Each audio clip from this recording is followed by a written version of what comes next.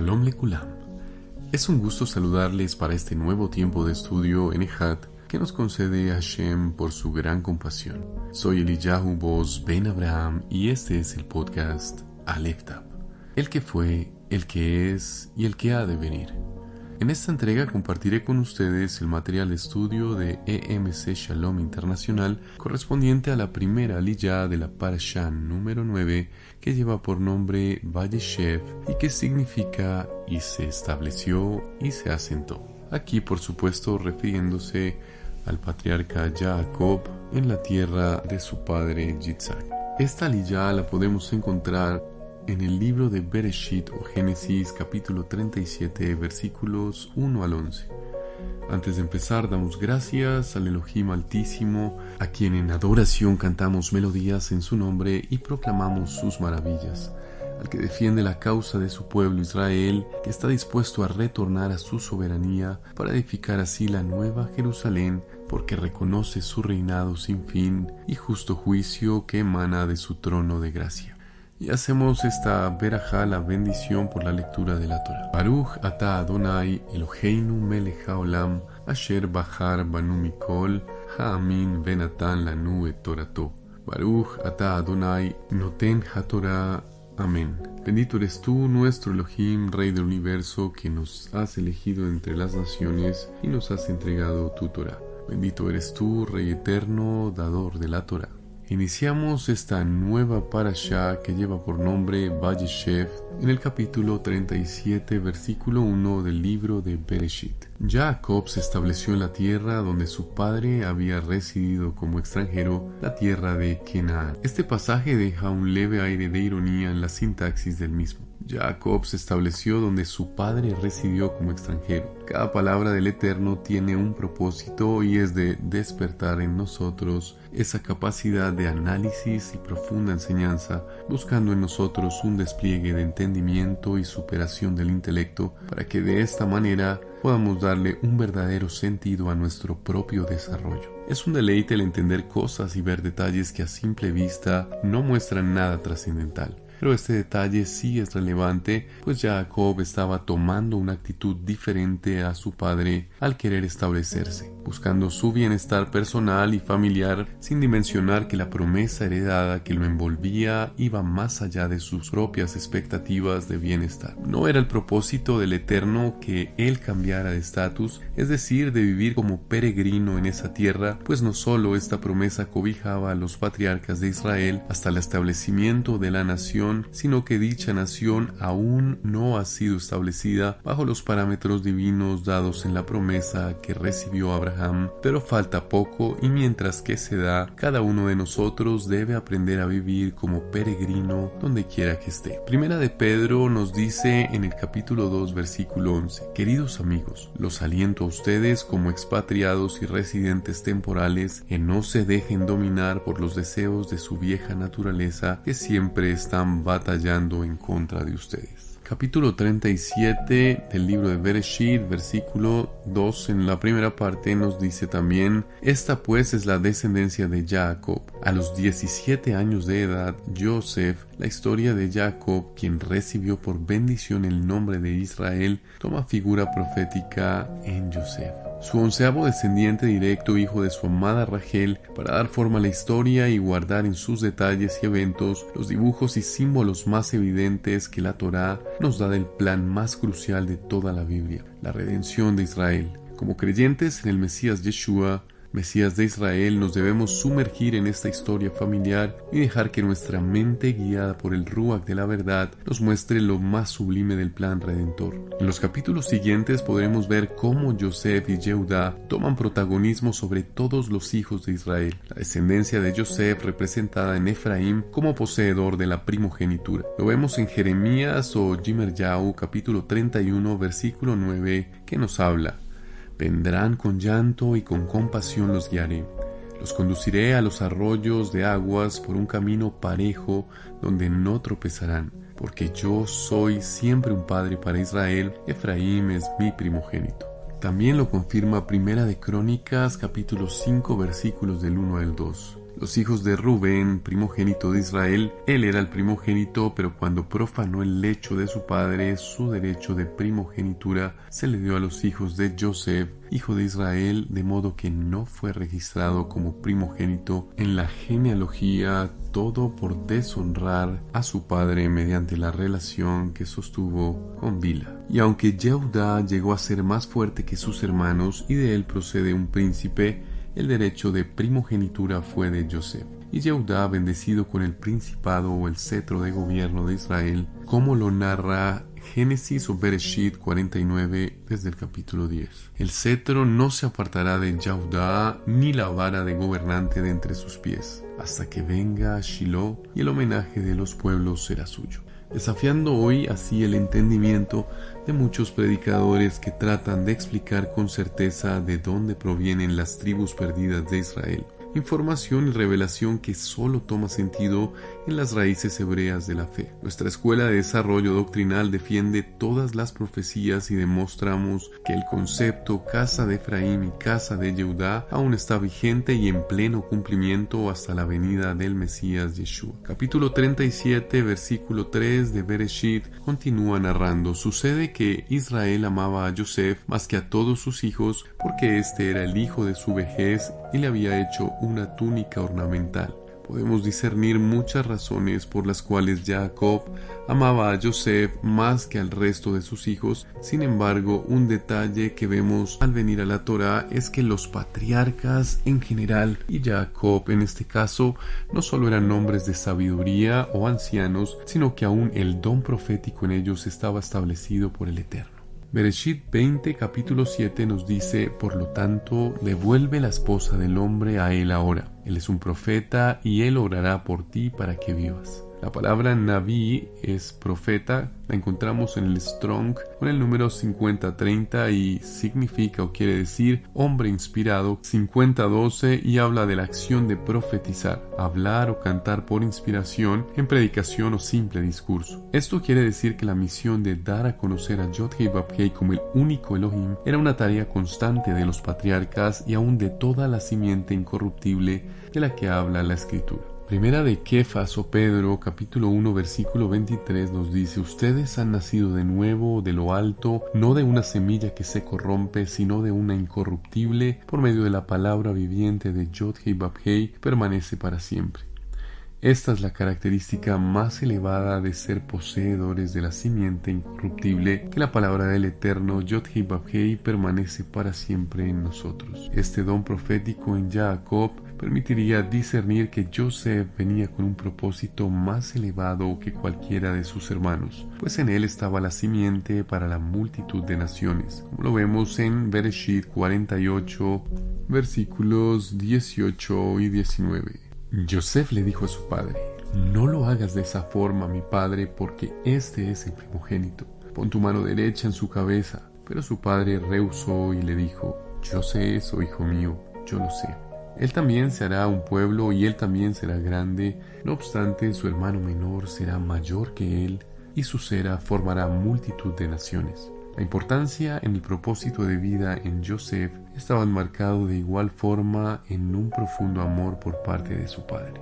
Amor que estaría vigente sin importar los duros acontecimientos y que se mantendría intacto hasta verlo de regreso. Como hoy nosotros, descendientes de Efraín, estamos convencidos que el infinito amor de nuestro Padre Yod-Heh-Vav-Heh estará con nosotros hasta la restauración de todas las cosas y nuestro regreso a casa. Un acto de gran importancia es el obsequio de la túnica ornamental. Otras versiones dicen túnica de colores, que ostentaba Joseph como señal de preferencia por parte de su padre sobre todos sus demás hermanos, y que fue el detalle final que rebosaría la copa de ira y rechazo de todos sus hermanos como individuo despreciable y digno de muerte. Continuamos en el capítulo 37, versículo 4 de Génesis, donde nos dice: y cuando sus hermanos notaron que su padre lo amaba más que a los demás hermanos, lo odiaron tanto que no podían dirigirle una palabra amistosa. Creemos que Jacob cometió el error de demostrar más amor a este hijo que a los otros. No vemos mal el regalo, pues su obediencia era superior a la de sus hermanos y se lo merecía. Lo que está mal es que este regalo no estaba basado en una recompensa por obedecer, sino por la distinción que hizo su padre para con él. En el libro de Efesios o Efesiyim capítulo 6 versículo 4 nos habla y dice que no provoquemos a ira a nuestros hijos. En el griego dice exactamente no se encolericen con ellos. En otras palabras, no actúen con ellos de la misma manera que ellos son con ustedes, sino que debemos criarlos en madurez, acariciar, entrenar, sustentar. En vez de airarnos, debemos responder con caricia, sustento y entrenamiento paternal. Enseñarles a ofrecer amor. El castigo no debe estar lleno de ira, sino de amor. La disciplina que busca Adonai es tutoría, educación y corrección. Es decir, debe llevar instrucción y amor. Además de lo anterior, debe llevar amonestación de Elohim, reprensión suave o advertencia y ante todo castigo, porque debe haber una advertencia que le dice al hijo por qué se le va a disciplinar. Y así el niño identifica por qué desobedeció. Esta advertencia es de Yod Hei Vav Hei. Se le debe enseñar que es a Elohim a quien se desobedece y las leyes que quebranta son las de él. Al mostrarle la ley que quebranta, aprende a obedecerla. Por otro lado, debemos recompensarlo cuando obedezca y de la misma manera hacerlo con el resto de hijos por igual. Un regalo material no es necesario, por el contrario, un abrazo, un beso, una caricia o palabras de aprobación son mucho más importantes. El pasaje anterior debe impulsarnos como padres a prestar más atención a la forma en que ejercemos nuestro papel paternal sobre la vida de nuestros hijos. La Escritura es abundante en palabra concerniente a la educación de nuestros hijos y no podemos aún pretender que por formar parte de una congregación allí estén en la obligación de educar a nuestros hijos. Pues no, amados. Es relevante que cada uno de nosotros tomemos la responsabilidad en la valiosa inversión que haremos en el desarrollo integral de nuestros hijos y que como resultado de ello veremos crecer individuos potencialmente aptos para cambiar esta generación, la nación y aún el mundo entero. Retomando el sentido profético del pasaje, este odio entre hermanos es el ingrediente principal en el interminable conflicto entre Israel y las demás naciones. A medida que avancemos en el desarrollo del entendimiento bíblico de la nación de Israel, estaremos resaltando cada uno de estos puntos de conflicto que al día de hoy continúan vigentes y son indubitablemente la confirmación de los acontecimientos esperados antes de la venida del Mashiach en este tiempo. El versículo 7 del capítulo 37 de Génesis o Bereshit nos dice: nosotros estábamos atando manojos en el campo, cuando de pronto mi manojo se levantó y quedó derecho. Entonces los manojos de ustedes se reunieron alrededor del mío y se postraron. El entendimiento profético se va dimensionando de forma homotética, es decir, del avance en el conocimiento bíblico y más específicamente de Torah, veremos apartes aplicables a la misma vida del Mashiach y su ministerio de redención. Aquí en primera instancia solo podríamos inferir la futura condición de engrandecimiento de Yosef en Egipto y cómo él sería levantado a tal punto de éxito y poder que todos sus hermanos llegarían a postrarse delante de él. Sin embargo, este panorama va más allá del hecho de ser el salvador de su familia en Egipto, puesto que este Yosef es sombra y figura de aquel que salvaría a su pueblo de los pecados y al igual que esas gavillas, manojos de trigo o cebada, el Mesías Yeshua sería levantado en el madero para traer salvación a todos sus hijos. Nos dice Johanam o Juan 14 versículo 18: yo no los dejaré huérfanos, vendré a ustedes y así con toda la familia de Israel.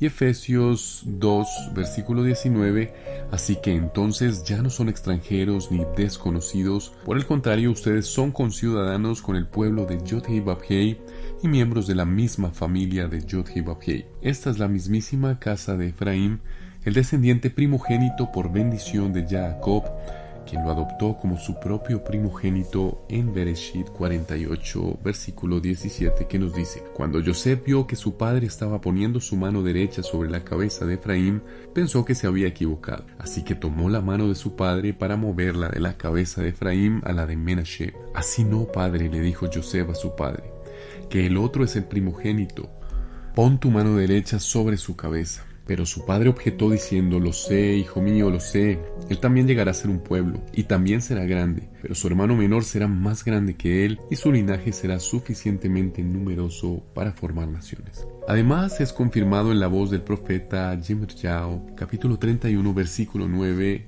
Jeremías: ellos salieron gimiendo y yo los traigo de vuelta con consolación, causándolos alojarse por arroyos de agua sobre sendas allanadas, porque yo soy un padre para Israel y Efraín es mi primogénito, y así salvarnos de la muerte espiritual por estar inmersos en la sequía de la palabra y sin el espíritu de Yod-Heh-Vav-Heh en nosotros, alejados de nuestra verdadera ciudadanía. Ese lugar de honra como su nación fue perdido a causa de nuestro pecado y fuimos dispersados entre todas las naciones de la tierra.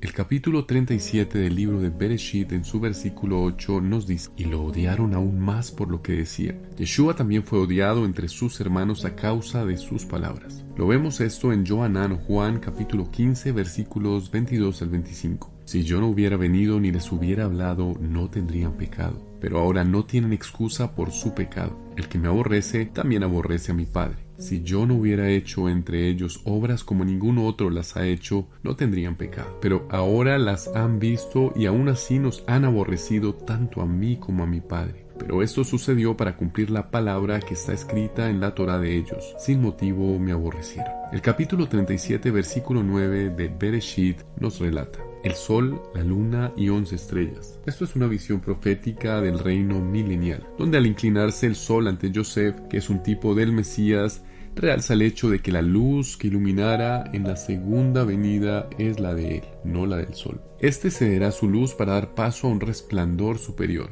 como lo dice Apocalipsis o Hid Galut capítulo 22 versículo 5. No habrá más noche, ni tienen necesidad de luz de lámpara, ni de luz del sol, porque Yod-Heh-Vav-Heh Elohim alumbrará sobre ellos y reinarán por los siglos de los siglos. El sol fue puesto para dominar según Bereshit o Génesis capítulo 1 versículo 16.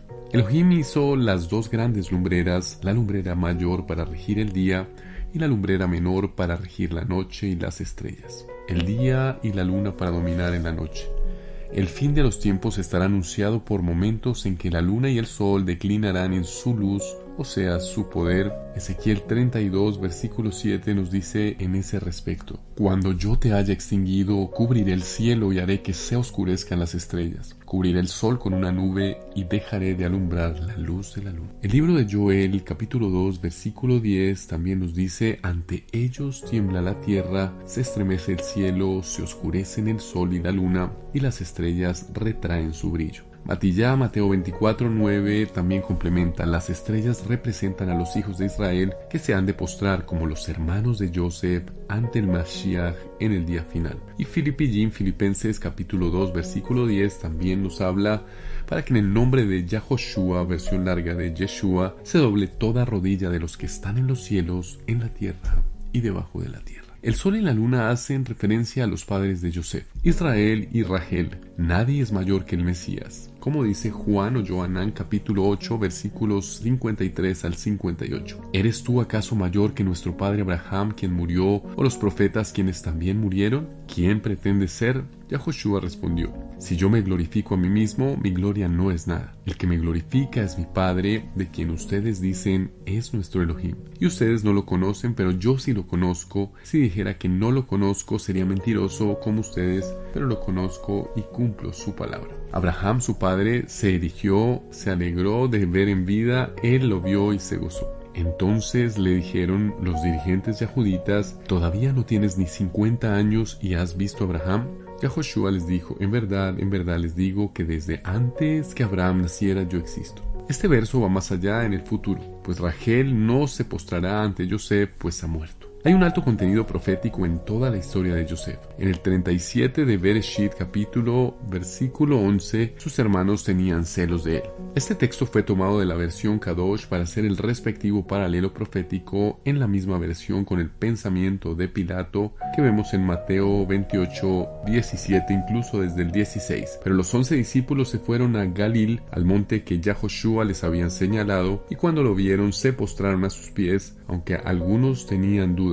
Yahoshua se acercó a ellos y les dijo: toda autoridad se me ha dado en el cielo y en la tierra. Esto porque él entendía que por celos le habían entregado.